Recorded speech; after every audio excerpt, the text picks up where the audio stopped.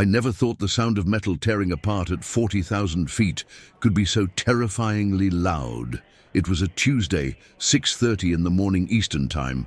I was commanding an Airbus A330-200 for American Airlines, flight AA-1847, departing from JFK bound for Paris, a route I'd flown hundreds of times in my 22 years as a commercial pilot.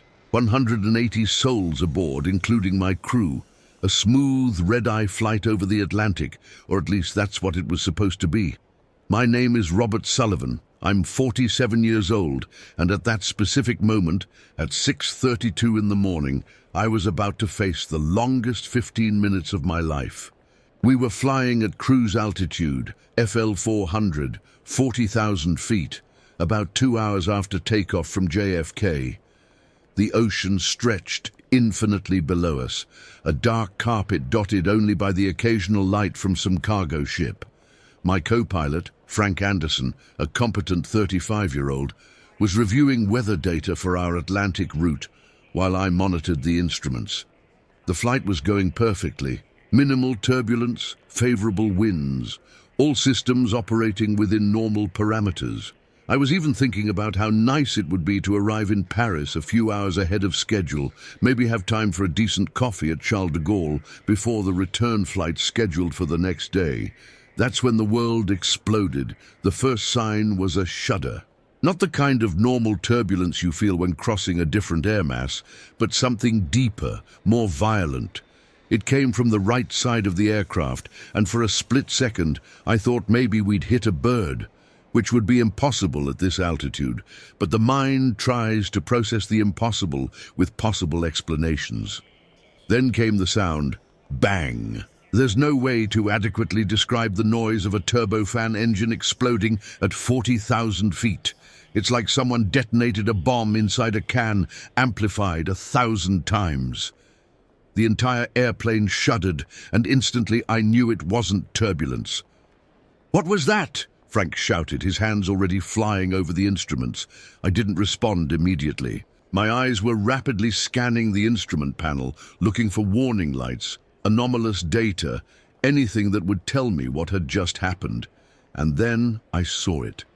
Right engine, number 2, exhaust gas temperature climbing vertically, RPM dropping dramatically, and most frightening, fire indication. "We have a problem with engine 2, I announced, my voice maintaining the calm that 22 years of training had taught me to preserve, even when every fiber of my being was screaming alert. "Engine failure procedure." Frank was already opening the emergency procedures manual, but before we could even begin the checklist, a second explosion echoed through the cockpit.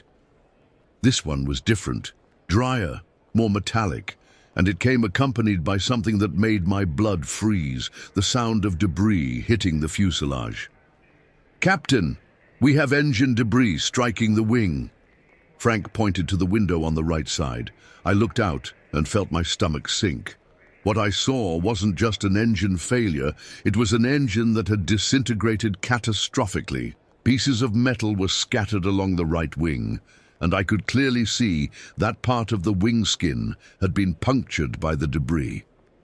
But that wasn't the worst part. The worst part was the black smoke beginning to pour from the base of the wing, and the warning lights that were now flashing like a Christmas tree on the instrument panel. "Blue hydraulic system offline," Frank reported, his voice tense but controlled. "Green system with low pressure. We have fuel leak indication on the right wing." I did a quick check of the flight controls. The yoke was heavier than normal, and when I tried a small aileron correction, the response was slow and imprecise. "Flight controls compromised," I murmured, more to myself than to Frank. Training took over. In situations like this, you don't think. You act based on thousands of hours of simulation and memorized procedures. But even so, part of my mind was rapidly calculating our options, and none of them were good. We were about 1,200 nautical miles from the US coast, approximately the same distance from the African coast, fuel for 4 more hours of flight under normal conditions. But these weren't normal conditions. with the fuel leak that the lights indicated, that time would be dramatically reduced. And with compromised hydraulic systems, we had no guarantee we could maintain control of the aircraft for much longer. Frank, declare emergency with New York Control. We need immediate vectors to the nearest airport. While he made the communication, I continued assessing the situation. The good news, if I could call it that, was that the left engine was still operating normally. The bad news was pretty much everything else. New York Control, American 1847, declaring emergency. We've had catastrophic failure of the right engine with secondary structural damage.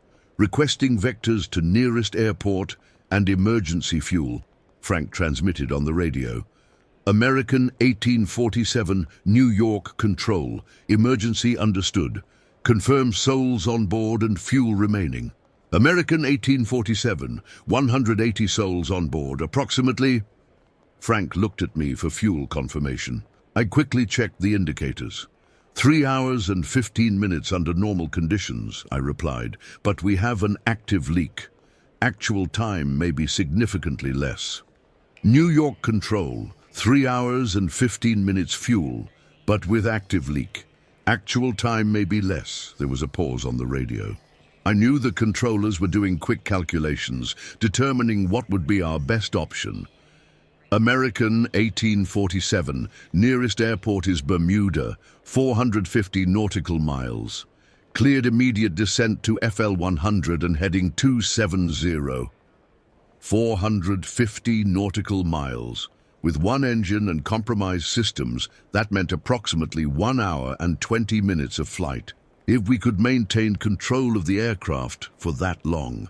I initiated the descent and immediately realized something was wrong. The aircraft was trending strongly to the right, requiring constant pressure on the left rudder to maintain course. The dead weight of the right engine and asymmetric drag were creating a yaw tendency that was becoming progressively harder to control. Frank, monitor hydraulic pressure. If we completely lose the green system, we'll have to fly on manual controls only. He nodded, his eyes glued to the instruments. Green system pressure continuing to drop, now at 1200 psi and falling. 1200 psi. Normal would be 3000, and it was falling.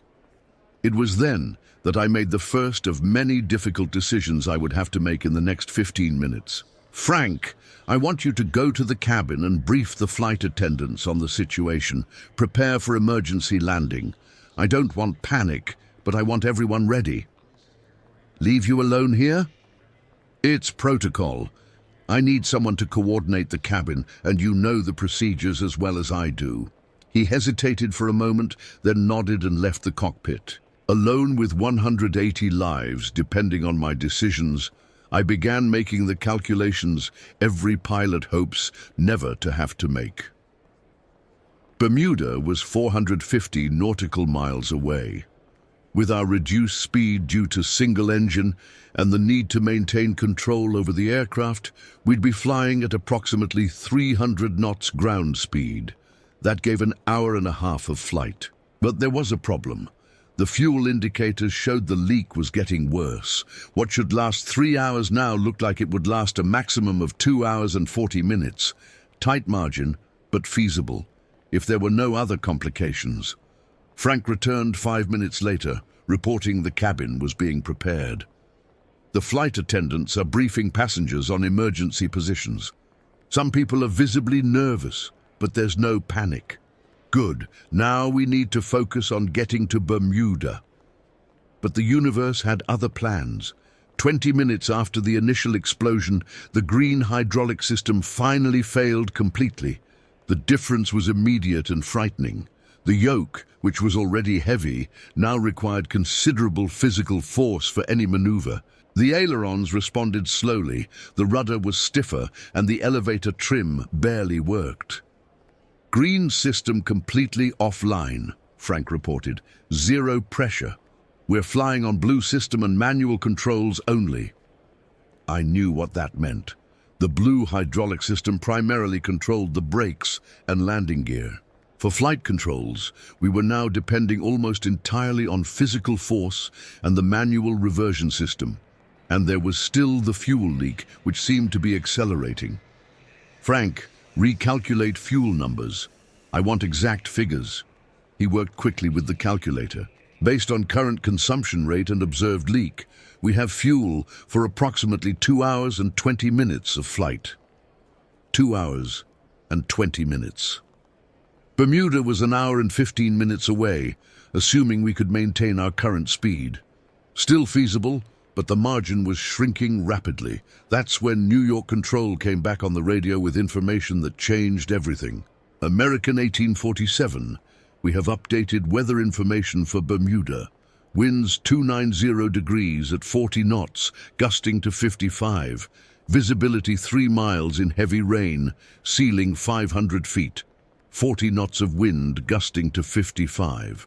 For a normal landing, that would already be challenging. For an emergency landing with one engine, compromised hydraulic systems, and heavy controls, it was nearly impossible. Confirm weather conditions for Bermuda, I requested, hoping I'd heard wrong. American 1847 confirmed. Bermuda reports winds 290 degrees at 40 knots, gusts to 55. Heavy rain, visibility 3 miles, ceiling 500 feet. There's a severe cold front passing through the area. Frank and I exchanged looks. We both knew what that meant. What are our other options? I asked Control. American 1847, next option would be Miami, but that adds another 200 miles to your route. Charleston is 300 additional miles. 200 additional miles. With our limited fuel and active leak, that would take us dangerously close to the limits. And if Miami also had adverse weather conditions, we'd be in an impossible situation. That's when I remembered something. During my oceanic navigation training years ago, I learned about alternate points for emergencies over the Atlantic. There was a small U.S. territory, St. Croix in the Virgin Islands, located approximately 300 nautical miles from our current position. Frank, do you remember St. Croix? What's the runway length? He thought for a moment. It's a short runway. I think about 6,000 feet. It's used mainly for smaller aircraft and some military operations. 6,000 feet. For a fully loaded A330, that would be absolutely insufficient. But we weren't fully loaded anymore. We'd consumed significant fuel, and with only one engine operating, our weight was considerably reduced. More importantly, St. Croix was only 45 minutes flight time from our current position. That would give us much greater fuel margin and eliminate the risk of trying to land in Bermuda with impossible weather conditions. But there was an obvious problem. An A330 had never landed at St. Croix. The runway was certified only for smaller aircraft. Frank, I said calmly, I want you to calculate our current weight, including fuel and passengers. Then give me landing performance numbers for that weight. He worked quickly. Current weight approximately 310,000 pounds. For this configuration and weight, we need a minimum of 7,200 feet of runway for safe landing. 7,200 feet. St. Croix had 6,000, 1,200 feet less than we needed. But there were other variables. With only one engine, we could make a steeper approach, reducing touchdown speed. Wind, if favorable, could also help reduce the required distance. And there was one last consideration. Trying to reach Bermuda with impossible weather conditions versus trying to land on a marginally short runway with good weather conditions. New York Control, request weather information for St. Croix. There was a long pause on the radio. I could imagine the confusion at the control center. No one had ever requested an emergency landing of a wide body at St. Croix.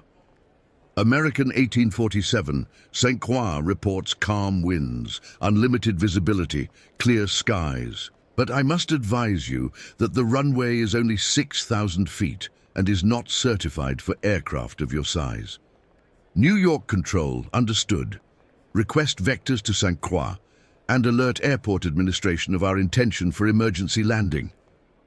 Another long silence. Then, American 1847, confirmed, heading 150 degrees, distance 150 nautical miles. Descent cleared to FLO 52. We'll be coordinating with St. Croix. Frank looked at me like I'd lost my mind. Captain, the runway is too short. It's never been done before. You're right, I admitted. It's never been done before. But consider the alternatives.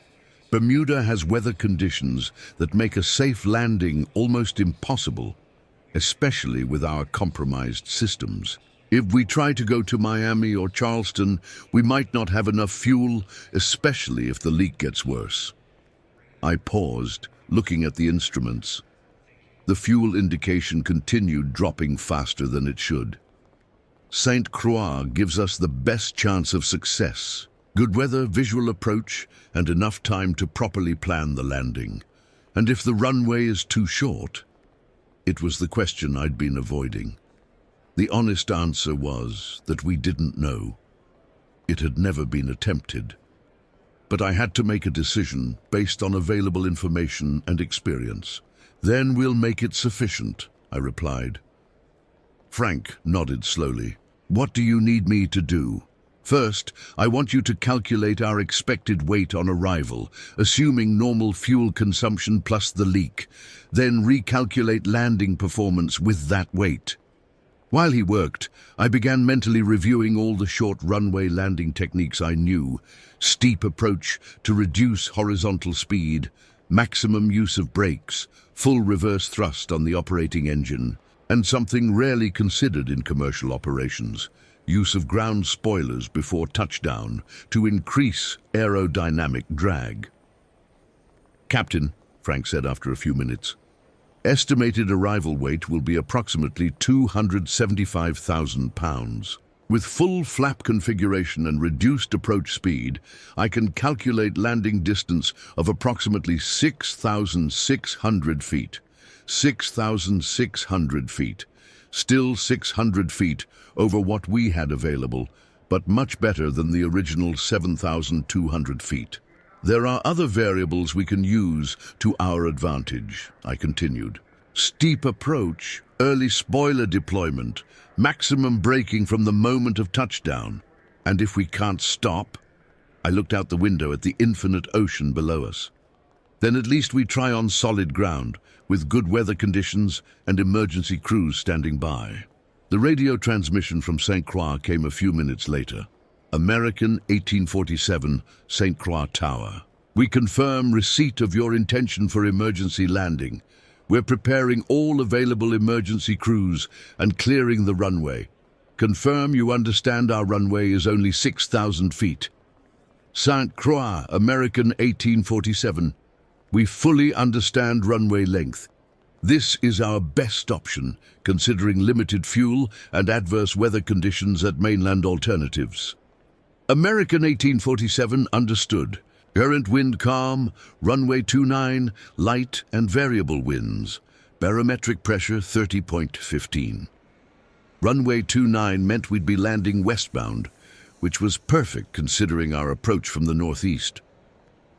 Frank, I said to my co-pilot, I want you to go to the cabin again. Explain to the flight attendants that we'll be making an unconventional landing. Don't specifically mention the runway is short, but make sure everyone is prepared for more intense deceleration than normal. Emergency position for everyone. Yes, and make sure all loose objects are secured. This landing is going to be different from anything we've ever done.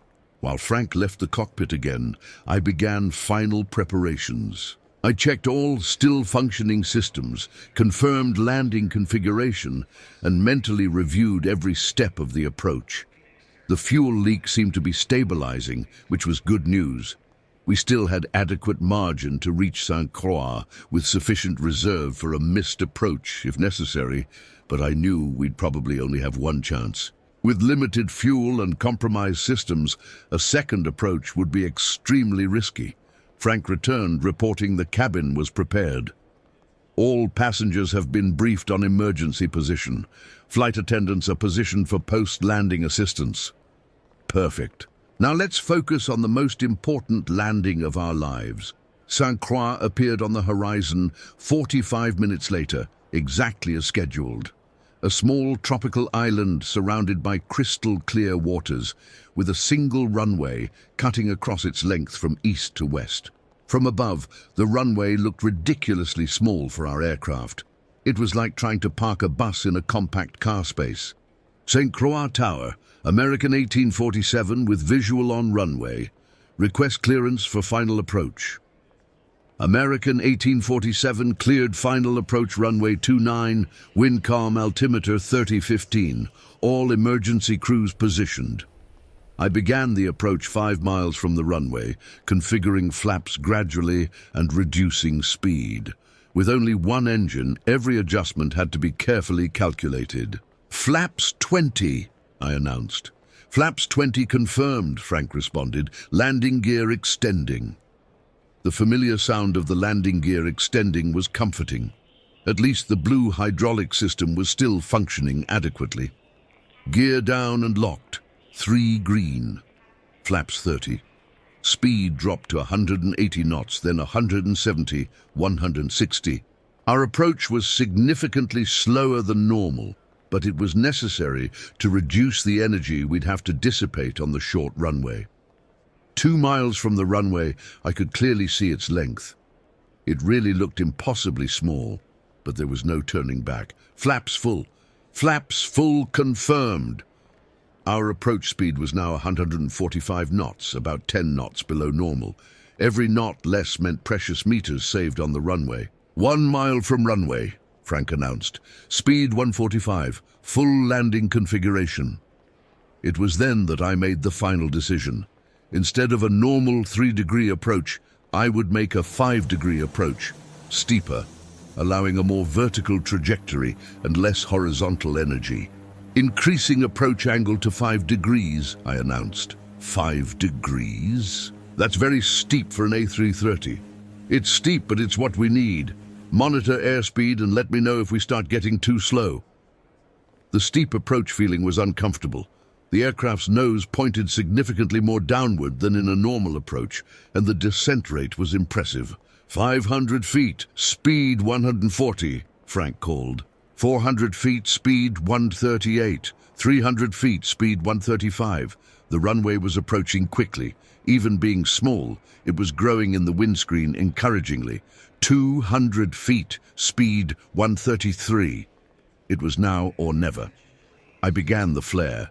The maneuver to level the aircraft for touchdown, a bit later than normal, keeping speed low and allowing a firmer touchdown. 100 feet, speed 130. 50 feet, speed 128. And then, smoothly but firmly, the main wheels touched the concrete of St. Croix's runway. Touchdown! Reversers! I shouted, immediately pushing the reverse thrust levers and stepping on the brakes with maximum force. The left engine roared in full reverse while I applied maximum pressure on the brakes. The aircraft shuddered and decelerated violently, but was still moving rapidly down the short runway. 3,000 feet remaining, Frank shouted, watching the runway markings that passed quickly. 2,500 feet. Speed was dropping rapidly, but not rapidly enough. I could see the end of the runway approaching frighteningly. 2,000 feet. That's when I did something I'd never done in a commercial operation. I deployed the ground spoilers before our speed had dropped enough, creating additional aerodynamic drag at the cost of potential loss of control. The aircraft shuddered violently when the spoilers extended fully, but deceleration increased dramatically. 1,500 feet, 1,000 feet, 500 feet. Our speed was now below 50 knots, but we were still moving toward the end of the runway. 300 feet. And then, just 150 feet from the end of the runway, the Airbus A330 finally stopped. The silence that followed was deafening. After the roar of engines, the squeal of brakes, and the whistle of spoilers, the sudden quiet was almost surreal. Frank and I sat for a moment, both breathing heavily, looking at each other with the expression of those who had just accomplished the impossible. "We did it," Frank whispered, almost incredulous. "Yes," I replied, "we did it. I looked out the window and saw St. Croix's emergency crews running toward our aircraft. Fire trucks, ambulances, ground crews, all mobilized for our unconventional arrival. St. Croix Tower, American 1847 on the ground and safe. We don't need immediate emergency assistance, but request aircraft inspection before any additional movement. American 1847, welcome to St. Croix. All crews are at your disposal. Frank left to check the cabin and coordinate passenger deplaning. I remained in the cockpit for a few additional minutes, doing the post-landing checklist and reflecting on what had just happened. 180 people had just experienced something they'd probably never live through again, an emergency landing of a commercial wide body on one of the smallest operational runways in US territory. When I finally left the cockpit and walked through the aircraft, I saw faces that ranged from relief, gratitude, and pure adrenaline. Some passengers were crying, others laughing nervously. Many wanted to shake my hand or simply say thank you. An elderly lady, who I later learned was named Mrs. Wilson, held my hand tightly and said, "Captain, you saved us. God bless you." A businessman, visibly shaken but controlled, commented, "In 40 years of business travel, I never thought I'd live through something like this. Thank you for bringing us home." But it was a little girl, maybe 8 years old, who asked me the most direct question. "Mr. Pilot, did we almost die?" I knelt to her height and smiled. "No, sweetheart. We had a problem with the airplane, but we always knew how to fix it. You're safe now." She smiled back and ran into her mother's arms. Subsequent investigations would reveal that the initial explosion was caused by a rare but known failure in the Pratt & Whitney 4168A engine. A turbine disc rupture that resulted in fragments piercing the engine cowling and causing significant secondary damage to hydraulic systems and wing structure. The fuel leak was a direct result of engine fragments piercing the right wing fuel tanks. If we had tried to fly to Bermuda or any other mainland destination, there's a good chance we would have run out of fuel before arriving. The decision to land at St. Croix, while unconventional and never attempted before, was subsequently validated as the only option that offered adequate safety margin considering all variables in play. The landing itself established an unofficial record as the largest commercial aircraft to successfully land on the island. The A330 remained at St. Croix for 3 weeks while temporary repairs were made to allow a ferry flight back to the mainland for complete repairs. Frank Anderson and I received various recognitions for our performance that day, including the Distinguished Flying Cross. But the recognition I valued most was a collective letter signed by all 180 passengers and crew members, simply saying, "Thank you for bringing us home." 3 months later, I returned to commanding commercial flights. Many people asked me if that experience had changed my perspective on flying, if I had developed fear or anxiety. The honest answer is yes, it changed my perspective, but not in the way they expected. That experience reminded me why I chose to be a pilot. Not for the routine of smooth flights or the predictability of standard procedures, but for the moments, rare but inevitable, when 22 years of training, experience and instinct converge in 15 minutes that define lives. In those 15 minutes over the Atlantic, between the initial explosion and touchdown at St. Croix, we weren't just a crew operating an aircraft. We were guardians of 180 dreams, hopes, and futures, and we brought them home. Every time I sit in the cockpit now, I remember those 15 minutes. I remember that behind every procedure, every checklist, and every decision, there are real people trusting in our competence and judgment. It's a responsibility I never take lightly.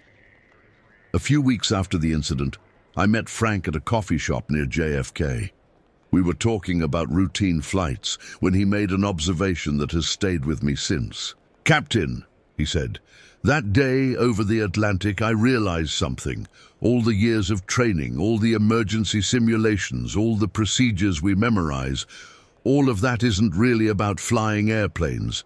It's about making impossible decisions under extreme pressure and still finding a way to protect the people who trusted us. He was right. Modern commercial aviation is extraordinarily safe precisely because we prepare exhaustively for the moments when everything goes wrong. But in the end, when all systems fail and all options are bad, we go back to basics: knowledge, experience, teamwork, and the absolute refusal to give up. St. Croix today has a small plaque in the airport terminal commemorating what they call the impossible landing. I visited the island a year later on vacation with my family and read the plaque with a feeling of quiet pride. Not pride for the recognition or media attention, but pride for having done my job when it really mattered. My daughter, 15 at the time, read the plaque and asked, "Dad, were you scared that day?" I thought carefully before answering. Yes, I was scared. But fear doesn't paralyze us when we know what to do. Fear keeps us focused and reminds us of the importance of every decision. What if you couldn't land here? Then we would have tried somewhere else. And if we couldn't land anywhere, at least we would have tried. Sometimes trying is all we can do. She nodded, understanding in a way that only pilots' children can understand. That flying isn't about heroic achievements, but about constant responsibility.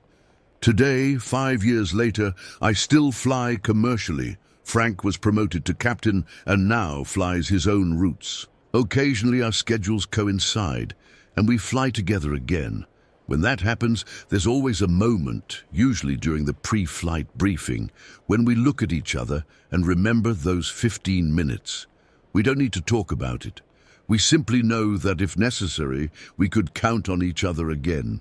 Commercial aviation has changed a lot since that day. New technologies, better emergency systems, more reliable communications. But one thing remains constant: the fundamental need for pilots capable of making decisions under extreme pressure. Recently, a young pilot approached me for career advice. He had just graduated from flight school and was nervous about his first responsibilities as a commercial first officer. "Captain," he asked, "how do you deal with the pressure of knowing so many lives depend on your decisions?" I smiled, remembering when I asked the same question to a veteran pilot over 20 years ago. "You prepare," I replied. "Study every system, memorize every procedure, practice every emergency until it becomes instinct. And then, when the time comes, and a time may come, you simply do your job. What if I make a mistake? Then you learn from it and make sure you never make the same mistake twice. But remember, in commercial aviation, we rarely face situations where there's only one right answer. Usually there are several bad options and one less bad option. Our job is to find the less bad option and execute it perfectly." He looked thoughtful. "How did you know St. Croix was the less bad option?"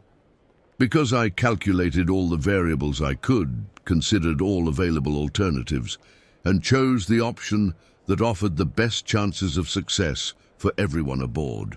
There were no guarantees, but there was hope based on knowledge and experience. What if it had gone wrong?" That was the question I had asked myself many times over the years. Then at least it would have gone wrong trying the best available option. In aviation, as in life, we can't always control outcomes, but we can always control our efforts and our decisions. 3 weeks ago, I was flying a domestic route when we received a medical emergency call.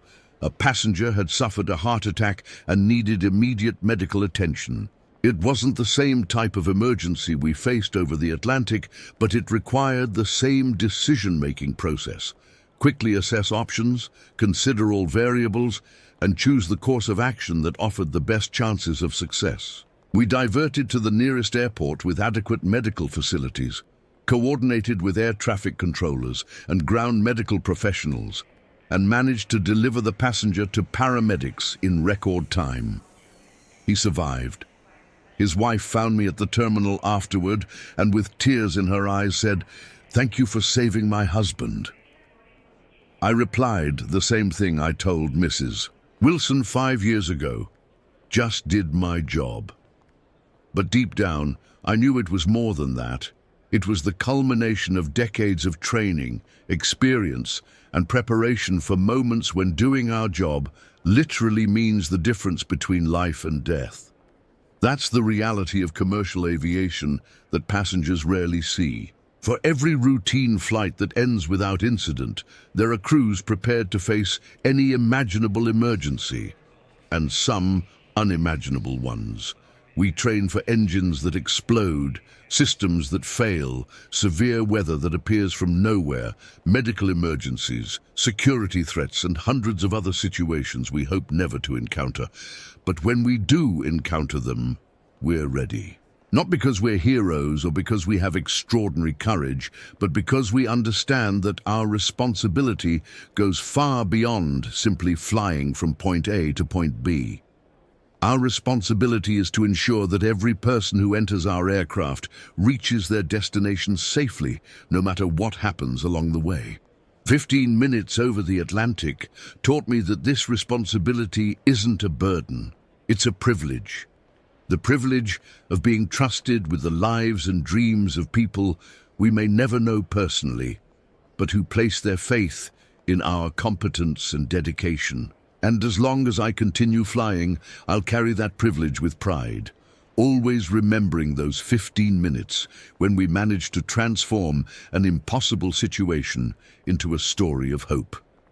Because in the end, no matter how many systems fail or how many things go wrong, there's always a way to find a path home. Sometimes that path goes through a small tropical island with an impossible runway. Sometimes it goes through decisions that have never been made before. But always, always, it goes through the absolute refusal to give up on the people who trusted you. If you enjoyed this story from the skies and want to hear more extraordinary accounts of pilots who faced the impossible, subscribe to the Black Box channel. We have dozens of other true stories that will make you see aviation with different eyes. And if this story touched you in some way, leave a comment telling us which moment impacted you most. Who knows, your experience might not inspire our next episode. Until the next takeoff.